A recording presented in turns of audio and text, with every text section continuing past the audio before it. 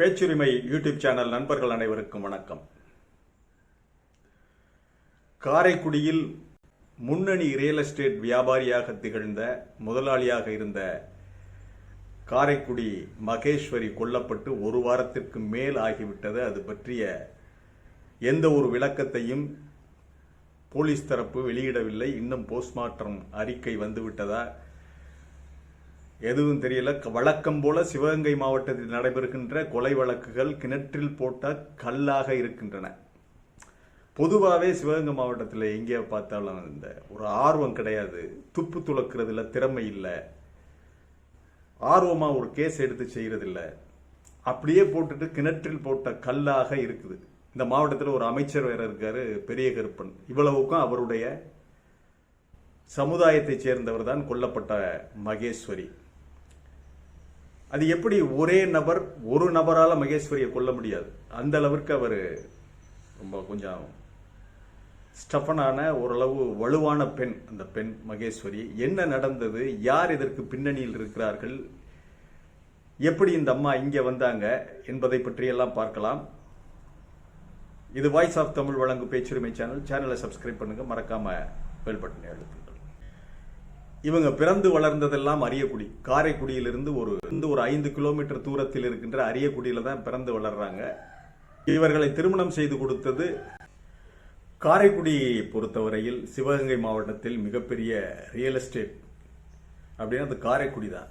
காரைக்குடியிலும் இந்த இடங்கள் வாங்குவது, விற்பது, ரியல் எஸ்டேட் இதை தீர்மானிப்பது சுற்றியுள்ள கிராமங்களில் இருக்கின்ற அரசியல் செல்வாக்கு மற்றும் தொழிலதிபர்கள். குறிப்பாக அரியக்குடி, இலுப்பைக்குடி, இந்த பக்கம் வந்தீங்கன்னா கோட்டையூர், வேலங்குடி, கண்டனூர், பாளையூர், அமராதிபுதூர், தலக்காவூர், இந்த சுற்று வட்டார கிராமங்களில் இருக்கின்ற மிகப்பெரிய ஆட்கள், அரசியல் செல்வாக்கு உள்ளவர்கள் தான் ரியல் எஸ்டேட் பண்றாங்க. ரியல் எஸ்டேட் என்றாலே அரசியல்வாதிகளுடைய அங்கீகரிக்கப்பட்ட தொழில் என்றுதான் அர்த்தம். அதிலும் காரைக்குடியில் இந்த ரியல் எஸ்டேட் விலையுடைய, அதாவது மதுரையெல்லாம் தாண்டிருச்சு. காரைக்குடியினுடைய விலைவாசி, இந்த இடங்களுடைய விலை மதுரையெல்லாம் தாண்டிருச்சு. மிகப்பெரிய அளவில் போய்கிட்டு இருக்கு. ராம்நாடு வரைக்கும் அங்கிருந்து வந்து கூட இங்க குடியேறாங்க. இந்த மகேஸ்வரி குடியிருப்பதற்கு தேர்ந்தெடுத்த இடம்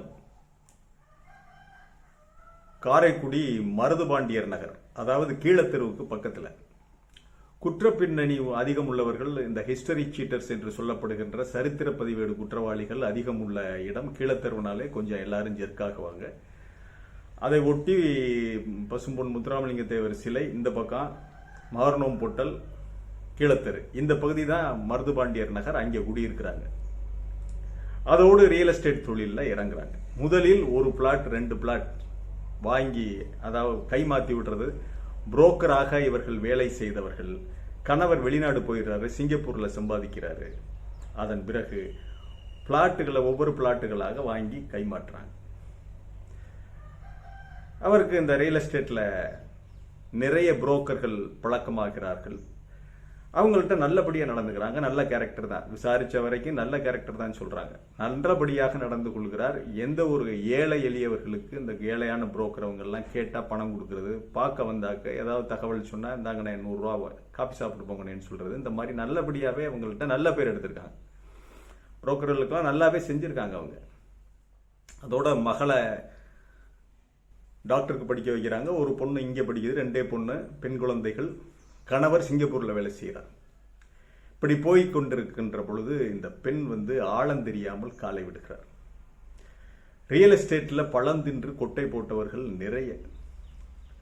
இந்த இலுப்பக்குடியிலிருந்து, அரியக்குடியிலிருந்து, கோட்டையூர், வேலங்குடி, அந்த கோட்டையூர் வல்லம்பர தலைக்கட்டு, அந்த அம்பலகாரர்கள், அதெல்லாம் அந்த ஸ்ரீராம் நகர், அந்த பகுதி எல்லாமே அவர்கள் வைத்ததுதான் சட்டம். அவங்களுக்கு உரிமைப்பட்ட இடங்கள் நிறைய இருக்குது. பட்டா சொத்து, பட்டா இல்லாதது, கோயில் சொத்துக்கள், தேவஸ்தான சொத்துக்கள், நிறைய சிக்கல்கள் இருக்கு.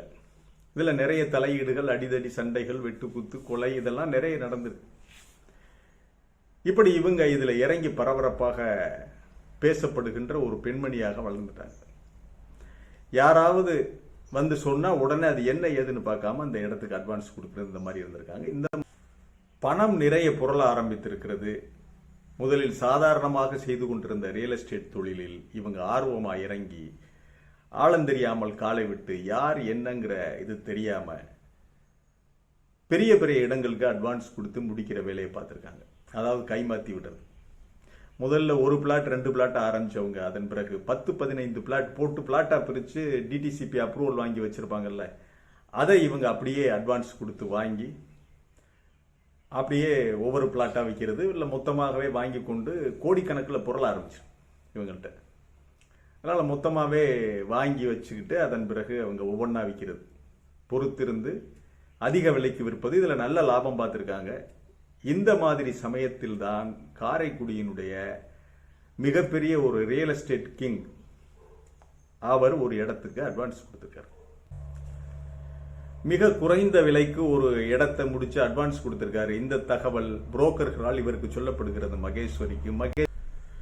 மகேஸ்வரி அவர்களை தொடர்பு கொண்டு புரோக்கர்கள் மூலமாக கேள்விப்பட்ட மகேஸ்வரி அவங்க அந்த இடத்துக்காரங்களை அணுகி அட்வான்ஸை திருப்பி கொடுக்க சொல்லிட்டு அதிகப்படியான விலைக்கு இவங்க முடிச்சிடறாங்க. இதுதான் இது 1-2 இது இல்லை, 2-3 இடத்துல இவங்க இப்படி பண்ணியிருக்காங்க. போட்ட அக்ரிமெண்ட்டை பிரேக் பண்ண சொல்றது, பணம் அதிகமாக கொடுக்கறது, அப்புறம் அந்த இடத்தை இவங்க வாங்கி விற்கிறதுங்கிறது மாதிரி பண்ண உடனே இது எரிச்சல் ஊட்டி இருக்கிறது. பணம் மிகப்பெரிய கோடீஸ்வரர்கள் அவங்க. தொழில்னு வரும்போது அடிமாட்டு விலைக்கு தான் வாங்குவாங்க, அது எல்லாருக்குமே தெரிந்த விஷயம். இவங்க தாங்கள் அவமானப்பட்டு விட்டதாக நினைக்கிறார்கள். ஒருத்தர் ஆகுது, 2 பேர் ஆகுது, 3 பேர் ஆகுது. இவங்கெல்லாம் இந்த பொண்ணு என்னையா இவ இப்போ பெரிய சட்டாம்பில் பண்றா, இவ பணம் இருந்தா இவ இஷ்டத்துக்கு ஏற்றி விடுறா, விலையை ஏற்றி விடுறா, எப்படியா விற்கிறதுன்னு சொல்லி இந்த புரோக்கர்கள் மத்தியிலையும் சரி, இந்த மீடியேட்டர்ஸ், இந்த ரியல் எஸ்டேட் அதிபர்கள் மத்தியில் இந்த அம்மா மேல ஒரு வெறுப்புணர்ச்சி வந்துடுது. இப்படி போய்கிட்டு இருக்குது. கடைசியாக ஒரு இடத்த இவங்க இந்த மாதிரியே அக்ரிமெண்ட்டை பிரேக் பண்ணி இவங்க வாங்கிட்டு இது பண்ண உடனே அந்த ரியல் எஸ்டேட் அதிபர் மிகப்பெரிய கோபத்தில் அவமானப்படுத்தப்பட்டு விட்டதாக அவர் நினைக்கிறார். எப்பவுமே காரைக்குடியில் ரியல் எஸ்டேட்டில் ஒரு சின்ன விஷயம் நடந்தாலும், அக்ரிமெண்ட் போட்டாலும், சிறிய நகரம் தானே, எல்லா புரோக்கர்களுக்கும் போயிடும், எல்லா ரியல் எஸ்டேட் முதலாளிகளுக்கும் எல்லாருக்குமே போய் சேர்ந்துடும், அரசியல்வாதிகளுக்கு தெரிஞ்சிடும். சாயங்காலம் ஆபீஸ்ல கூடி, டீ கடையில் கூடி இதுதான் பேச்சு பேசுவாங்க. இந்த பேச்சு தான் காரைக்குடியில் நடக்கும். யார் எவ்வளவுக்கு அட்வான்ஸ் போட்டாங்க, யார் எது என்ன பண்ணாங்கிறது. ஆக இந்த பெண்மணி இந்த மாதிரி ஒரு இடத்த மடக்கி அட்வான்ஸ் போட்டது இவங்க காதுக்கு வந்த உடனே அவரோட பேசியிருக்காங்க. அவரும் ஆமான் இருக்காரு. எல்லாமே இதாகிறது. இந்த சூழ்நிலையில் தான் இந்த மர்டர் நடக்குது, கொலை.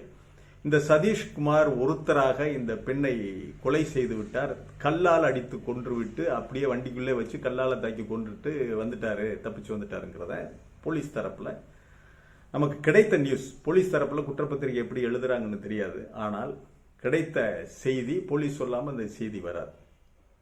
இப்ப நமக்கு எடுத்து வைக்கின்ற வாதங்கள் இதுல செந்தில்ங்கிற ஒரு கேரக்டர் வர்றாரு. அவர் தான் ஆவட பொய்கைக்கு இந்த அம்மாவை இடம் பார்க்க வர சொன்னதாக ஒரு தகவல் வருது. செந்தில் என்பவர் அவர் சொல்லித்தான் இந்த அம்மா இங்க போயிருக்கிறதாக சொல்றாங்க. அப்ப செந்தில் கூப்பிட்டாருன உடனே சதீஷ் உள்ளாகவே இருந்து கொண்டு, இந்த சதீஷ் தான் டிரைவர், இந்த அம்மாவுக்கு கால் டிரைவர். சதீஷ் இந்த ரியல் எஸ்டேட் முதலாளிகளோடு தொடர்பில் இருந்திருக்கலாம். அவங்க எப்ப எங்க போறா என்னங்கிறது எங்களுக்கு சொல்லுபான்னு இருக்கலாம். இல்ல இவர்களாவே சேர்ந்து திட்டம் போட்டிருக்கலாம். சதீஷ் உள்ளிட்ட ஆட்கள் எல்லோருமே சேர்ந்து திட்டம் போட்டிருக்கலாம். ஒருவராக அந்த பெண்மணியை கொல்லவே முடியாது. நல்ல கொளுத்த சரீரம், அவரும் எதிர்த்து போராடக்கூடியவர், அவரை கொல்லவே முடியாது. இவர்களுடைய வாதப்படி வைத்துக் கொண்டாலும் காருக்குள்ள இருக்கிற மகேஸ்வரிய ஒரு கல்லை தூக்கி அடிக்கிறதா இருந்தா பின்னாடி கார் மேல தட்டும். டோரை திறந்து விட்டுட்டு தான் கல்லை தூக்கிட்டு போகணும். அப்ப உள்ளுக்கு இருக்கிறவங்க சுதாரிச்சு தள்ளி விடுவாங்க, அல்லது இந்த பக்கத்து டோரை திறந்துக்கிட்டு ஓட பார்ப்பாங்க. அதாவது 1 to 1. இந்த சதீஷ் மட்டும் கொலை செய்திருந்தால் அவர் காரை திறந்து விட்டுட்டு அதற்கு பிறகு இந்த கல்லை தூக்கிட்டு வந்து ஓங்குனா மேல தட்டும், சைட்ல எப்படி அடிச்சிருப்பாரு. வலுவாக அடியை இறக்க முடியாது. ஒரு மனிதனை கல்லை போட்டு தூக்கி போட்டு கொள்றதுனா படுக்க போட்டுட்டு கீழே தூங்கும் பொழுது வேணால் தலையில கல்லை போட்டு கொள்றதா நம்ம கேள்விப்பட்டிருக்கோம். காருக்குள்ள இருக்கிறவர் கல்லால அடிச்சு கொள்ளவே முடியாது. அது போராட்டம் நடந்திருக்கும். அதனால தப்பிக்கிறதுக்கு வாய்ப்பு நிறைய அந்த பெண்மணிக்கு. ஆகவே காருக்குள்ள வைத்து கல்லால் அடிக்கவில்லை. அப்படின்னா என்ன, இவர் 2-3 நபர்களால் கொலை செய்யப்பட்டிருக்கலாம். சரி, இந்த விஷயத்துல இன்னொரு விஷயம் நமக்கு இடருது. கால் டிரைவரா கூப்பிட்ட உடனே சதீஷ் இங்கிருந்து 2 வீலர்ல யாராவது கொண்டாந்து அங்க மகேஸ்வரி வீட்டுல இறக்கி விட்டுருக்கோம், அல்லது 2 வீலரை எடுத்துக்கொண்டாந்து மகேஸ்வரி வீட்டிலிருந்து ஒரு தெரு 2 தெரு தள்ளி அங்கே 2 வீலரை நிப்பாட்டிட்டு அவர் வந்திருக்கணும். அவர் காரை எடுத்துக்கிட்டு போறார், போய் அவராகவே கொலை செய்து விட்டு வந்தார் என்றால் அங்கிருந்து தப்பிச்சு வர்றதுக்கு சீக்கிரம் தப்பிச்சு வரணும்னு நினைப்பான்ல, யாராவது ஒருத்தர் ஒரு 2 வீலர்ல இவரை கூட்டிகிட்டு தானே வந்திருக்கணும். யாராவது ஒருத்தர், ஒரு கொலையாளி காட்டுக்குள்ள ஓடி தப்பிக்க மாட்டான், அதற்கான எல்லாத்தையும் செட்டப்பையும் பண்ணிட்டு தான் போவான். ஆக இவரை வெகு விரைவாக கூட்டிட்டு வர்றதுக்கு ஒரு 2 வீலர்ல ஒரு ஆள் அங்கே இருந்திருக்கணும், ஒருத்தரோ இருவரோ அல்லது 2-3 பேர் சேர்ந்துதான் இவரை கொன்றுவிட்டு கீழே படுக்க போட்டு தலையில கல்லை போட்டு நச்சு அடையாளம் தெரியாத அளவுல பண்ணிட்டு சடலத்தை தூக்கி காருக்குள்ள வச்சுட்டு கிளம்பியிருக்காரு. அதன் பிறகு செந்தில் வந்து பார்த்ததாகவும் அவர்தான் போலீஸுக்கு தகவல் கொடுத்ததாகவும் ஒரு தகவல் வருது. அந்த செந்தில் என்பவர் இந்த அம்மாவோட ரியல் எஸ்டேட்ல ஒரு கூட்டாளியாக செயல்பட்டு இருக்கிறார். மற்றபடி இவன் இந்த அம்மாவுடைய கேரக்டர் பத்தி யாரும் தவறாக சொல்லவில்லை. ஆக செந்தில் ஒரு கூட்டாளியாக செயல்பட்டு இருக்கிறார். அந்த இங்க இடம் இருக்குதா, இங்க இருக்குன்னு சொல்லி இது பண்ணுவாங்க. அந்த குறிப்பிட்ட ஆவடை பொய்கை பகுதி என்பது இந்த விளாரி செடி அதிகமாக வளர்ந்துருக்கு. ஒரு இடுப்பளவுக்கு விளாரி செடி வளர்ந்துருக்கு. அது நிறைய, அந்த பகுதி புறம்போக்குகள் நிறைய பொட்டல் பகுதி முழுவதுமே விளாரி செடி தான் இருக்கு. இன்னும் பல்வேறு செடிகள் இருக்கும். ஆக புதர்கள், யூக்கலிப்டஸ் மரங்கள்லாம் இருக்குது. ஆக இந்த மறைவான பகுதிக்கு இவர் ஏன் போகும்பொழுது ஆட்சேபனை தெரிவிக்கவில்லை என்றால் அந்த பகுதியாகத்தான் இருந்திருக்கணும், அந்த பகுதியாகத்தான் அங்கேதான் இருந்திருக்கணும். ஆக செந்திலுக்கும் இதில் தொடர்பு இருக்கிறதா, அவர் வர சொன்னாரா அல்லது ஆள்களை அரேஞ்ச் பண்ணாங்களா அப்படிங்கிறதெல்லாம் மிகப்பெரிய கேள்விக்குரிய, விடை கிடைக்காத வினாக்கள். ஒன்று மட்டும் நிச்சயமாக தெரிகிறது, சதீஷ் ஒருவர் மட்டுமே இந்த மகேஸ்வரியை கொலை செய்யவில்லை, கொலை செய்திருக்கவும் முடியாது. காருக்குள்ள வைத்து கல்லால் தாக்கி கொலை செய்திருக்க முடியாது. இரண்டாவது, அவர் திரும்பி வந்து 2 வீலர்ல இங்க வந்து 2 வீலர் எடுத்துட்டு வந்திருக்கணும். அதன் பிறகு ரொம்ப அசால்ட்டா போய் அவர் அடமானம் வைக்கிறார். அப்ப என்னன்னா, நம்முடைய இதுல தோன்றுவது ஏதோ ஒரு ரியல் எஸ்டேட் மிகப்பெரிய முதலை, பெயரை சொல்ல முடியாது. இப்பொழுது விசாரணையில் இருப்பதால் இந்த பெயரையெல்லாம் நம்ம சொல்ல முடியாது. ஓரளவு கெஸ் பண்ணிட்டாங்க எல்லாரும்.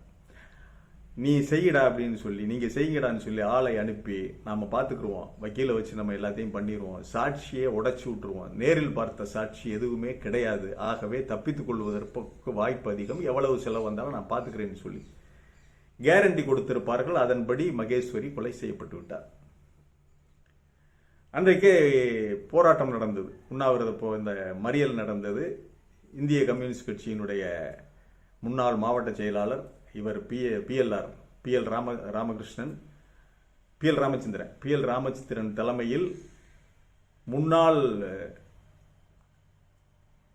சேர்மன் SS சுப்பிரமணியம், அவர் அதிமுக, அதன் பிறகு இப்பொழுதைய கவுன்சிலர், காங்கிரஸ் கவுன்சிலர் அழகப்பன், இவங்கெல்லாம் உட்கார்ந்து ரோடு மறியல் பண்ணி வாக்குவாதம் பண்ணாங்க போலீஸ்ல. அந்த நபரை கைது பண்ணுங்க, அதான் இதான் ரொம்ப இது பண்ணாங்க.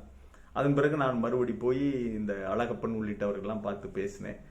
அவங்க எங்க ஜாதியை கை வச்சுட்டாங்க, அதுக்காக கேட்காம இருந்தால் இது சரியா இருக்காது, அதனால ஒரு போராட்டத்தை பண்ணி வைப்போம்னு தான் பண்ணணும் வழியா, அவங்களுக்கு அந்த பெண்ணுக்கும் எங்களுக்கும் எந்த தொடர்பும் இல்லை, இங்க இல்ல குடியிருக்கல, அவங்க இங்க மருதுபாண்டியர் நகர்ல குடியிருந்தாங்க அப்படின்னு சொல்லி அவர் தான் விவரம் சொன்னார். ஏரியூர்ல கல்யாணம் பண்ணி கொடுத்தது அறியக்கூடிய அந்த பெண்.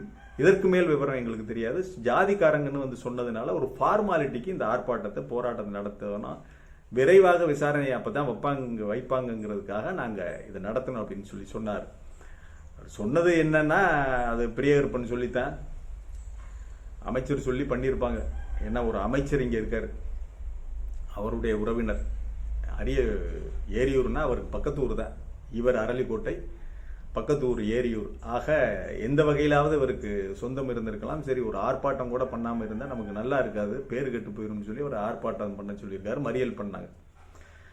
ஆக இந்த வழக்கில் திரு பெரியகற்பன் அவர்கள், தமிழக அமைச்சர், எந்த அளவு ஆர்வம் காட்டுகிறாருன்னு தெரியல. பொதுவாகவே சிவகங்கை மாவட்டத்தில் வருகிற இந்த மாதிரியான கொலை வழக்குகள்லாம் எதுவுமே சரியாக புலன் விசாரணை செய்யப்படுவதில்லை. அதில் இங்கே இருக்கிற லோக்கல் இன்ஸ்பெக்டர்கள் யாருமே அதிக ஆர்வம் காட்டுவதில்லை.